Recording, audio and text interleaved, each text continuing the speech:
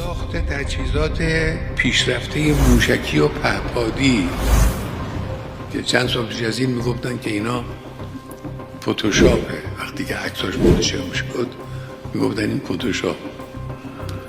حالا میگن که پهپادهای ایرانی خیلی خطرناکه، چرا به فلان کس میفروشید به فلان کس میدید؟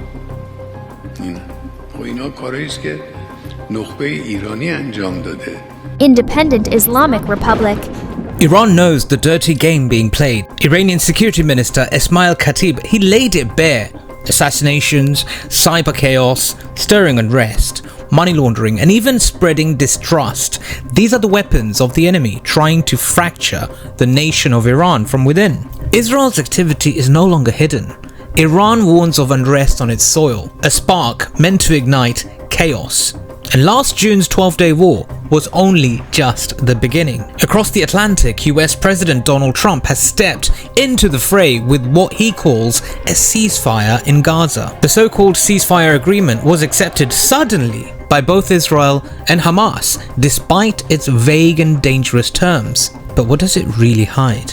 This so-called ceasefire is complete deception. You've got the United States, you've got Egypt and Qatar all keeping watch on prisoners, hostages and bodies. But it's a booby trap. The entire ceasefire deal is a booby trap. What it will do is allow Netanyahu to manipulate the process at will, creating loopholes for renewed conflict under the pretext of delay or non-compliance. So this ceasefire is a complete joke. It's a trap.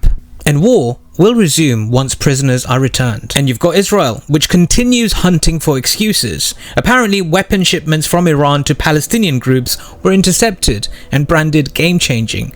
Anti-tank missiles, drones, grenade, machine guns. The Israelis are claiming a step towards justifying a war against Iran. Netanyahu has also warned of Iranian missiles reaching American cities. And of course, the Iranian side have dismissed it as fake news. But fear has taken its own power. Even Israeli leaders whisper of imminent war. Avigdor Lieberman urges citizens to take shelter. Rumors are circulating on Hebrew social media of an Iranian strike during Jewish holidays. Of course, this is spreading panic across Israel. Iran, for its part, it's not going to stand still. Its fleet of drones, underground missile cities, and defensive demonstrations are signs of preparation.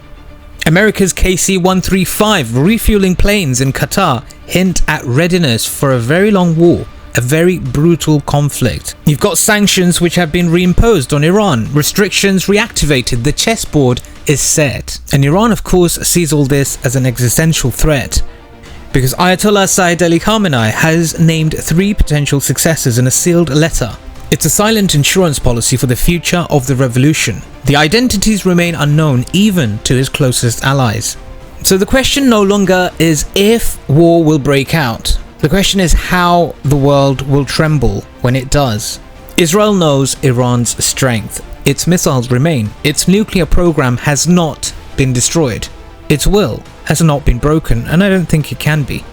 The war to come is not about Sunni and Shia. It's far more than that. It's about the balance of power in the region. So please, please, please don't come to me asking whether I'm Sunni or Shia. I'm sick of all that rubbish. It's time to support the right side.